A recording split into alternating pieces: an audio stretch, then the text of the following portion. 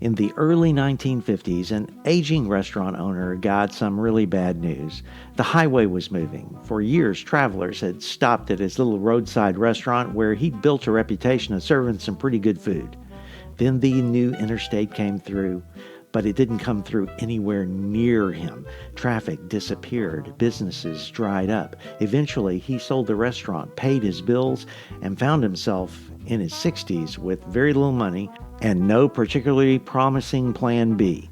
He could have called it a career. Nobody would have blamed him. Instead, he looked at what he had left. He had an old car. He had a pressure cooker. He had a chicken recipe. And apparently, he had absolutely no sense of embarrassment. So this 60-something-year-old man started driving from restaurant to restaurant, asking owners if he could come into their kitchens and cook them some chicken. The arrangement he proposed was simple. If they liked his recipe, they could use it, and he would receive a few cents for every chicken they sold. Most weren't interested, so he drove to another restaurant, then another. He slept in his car sometimes. He cooked chicken for strangers. He heard no. He kept driving. Eventually, somebody said yes, then somebody else did. And another, and by 1964, hundreds of restaurants were serving chicken using the recipe of this aging salesman who had refused to believe that losing his restaurant meant losing his future. His name was, you guessed it, Harlan Sanders. But you probably know him as Colonel Sanders.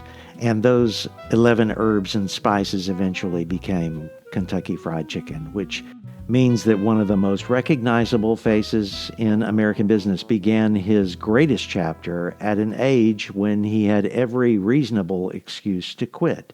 Now, I'm not suggesting that perseverance will necessarily result in a bucket of chicken and worldwide restaurant empires. Sometimes perseverance doesn't even result in success, but everybody reaches a moment when quitting starts to sound awfully reasonable. Sometimes it's a job. Sometimes it's a dream. Sometimes it's a marriage. Sometimes it's a ministry. Sometimes it's a relationship. Sometimes we're not planning anything dramatic at all. We just wake up one morning and think quietly, I don't know if I want to do this anymore. And maybe that's not the best moment to make the decision. So before you quit, here are 5 things worth doing. And don't worry, all 5 are in the show notes. First, rest before you resign. This one comes straight from Elijah in 1 Kings 18. Elijah has one of those great spiritual victories in his life, and by 1 Kings 19, he's sitting under a tree and asking God to let him die. I love the Bible. You can't make this stuff up. So God's first response is fascinating. He gives him a nap and something to eat. Sometimes the most spiritual thing you can do is just go to bed. Exhaustion has a way of making temporary problems feel permanent. So before you write the resignation letter, make the announcement, delete the project, and declare that you're never going to do this again, get some rest. You may still need to make a change, but do it after a great 8. Just don't let your most exhausted self make every important decision. Second, remember why you started. Go back before the frustration, before the criticism, before the numbers disappointed you, before somebody said something that hurt you.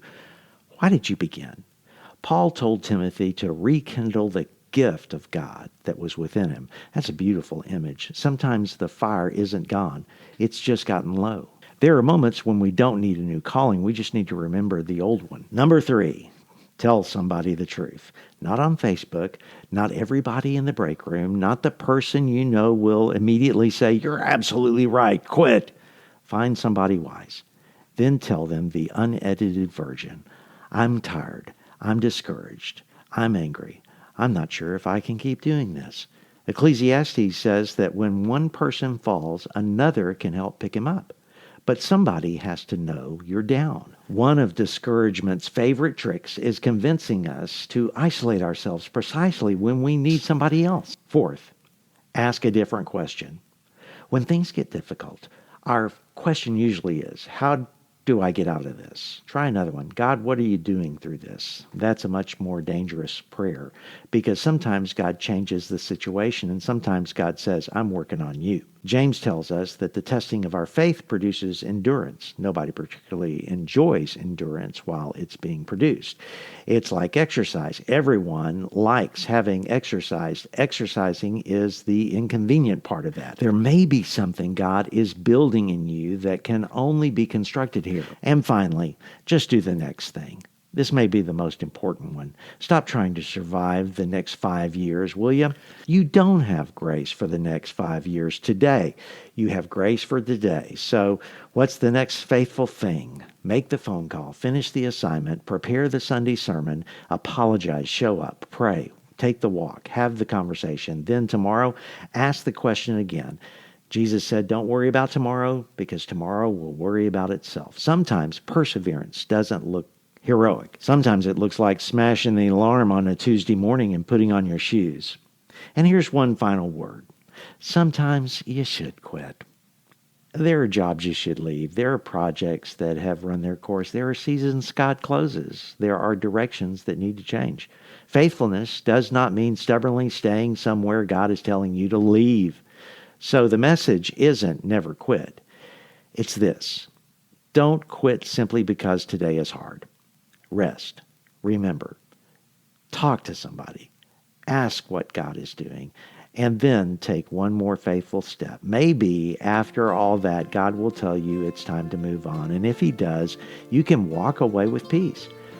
But maybe you'll discover underneath all the exhaustion and disappointment, there's still a little fire burning. And maybe it doesn't need a funeral. Maybe it needs a little oxygen. So before you quit, give God some room to breathe on the embers.